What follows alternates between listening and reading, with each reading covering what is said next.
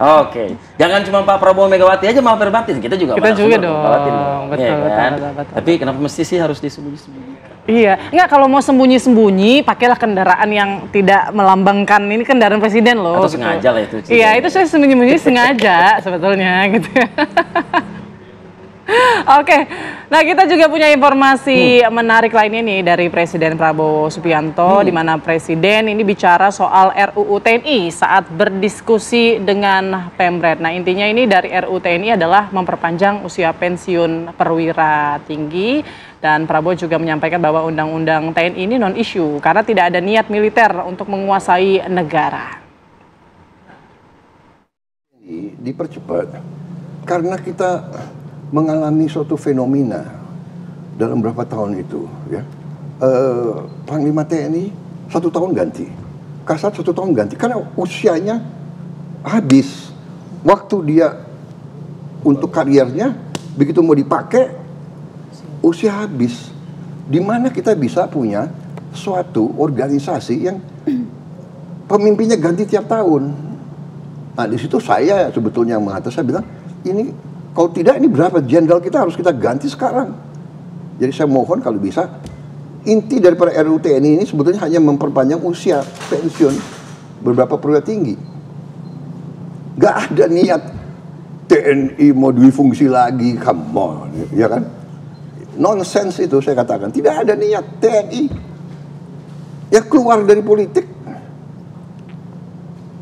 Coba buka sejarah, di mana TNI keluar dari politik dalam sekian puluh tahun, berapa ya, waktu kejadian Dwi Fungsi ABRI itu ya memang Bung Karno yang ajak ABRI masuk karena kondisi Indonesia diserang, diganggu, PRI di Permesta, DITI, RMS.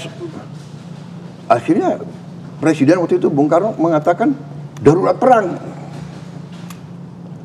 Kita jangan lihat kondisi sekarang, kita lihat kondisi tahun 50-an gitu. Iya kan? Saya masih ingat, saya masih anak kecil. Dari Jakarta mau ke Puncak lewat Bogor, dihentikan di tengah jalan. Jalan ke Puncak itu DI, rambut gondrong di pinggir jalan. Dihentikan. Ya mereka minta makan, minta ini. Jadi kondisi zaman berbeda-beda, ya. Jadi menurut saya undang-undang TNI itu is a non-issue. Tidak ada niat. Semua pejabat tentara yang akan masuk jabatan-jabatan sipil pensiun dini.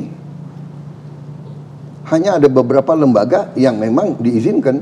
14 itu. Intelligence, bencana alam, Basarnas, dari dulu kan ini hanya mengformalkan.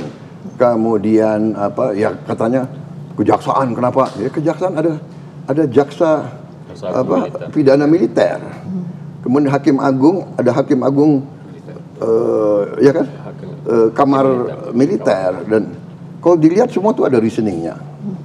Jadi menurut saya is non issue, itu rakyat juga tahu kok bahwa.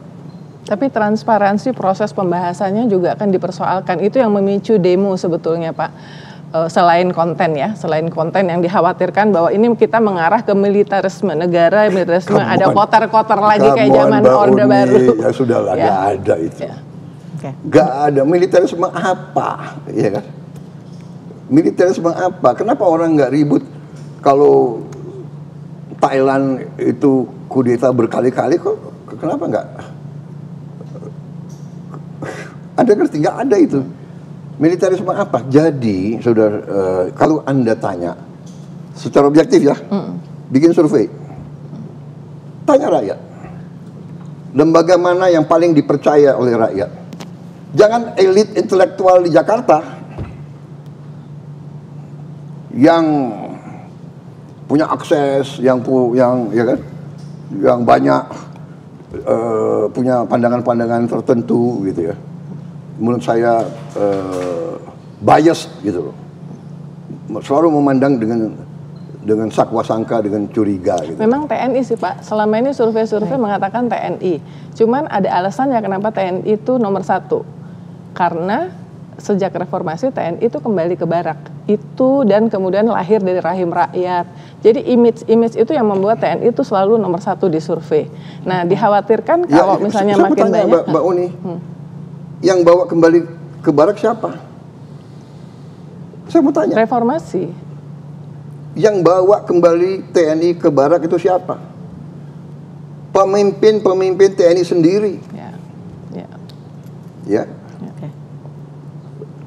Kita sadar waktu itu, Pak Wiranto, Pak Yudhoyono, ya kan,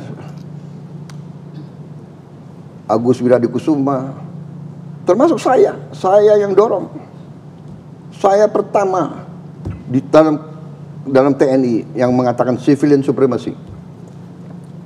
Saya tunduk dan saya buktikan bahwa saya tunduk kepada pemimpin sipil. Saya diberhentikan oleh Pak Habibie, siap. Pada saya pegang pasukan terbanyak. Jadi jangan salah. Jangan selalu pakai narasi yang selalu, ya kan? Menurut saya kita objektif, rakyat itu masih percaya sama TNI.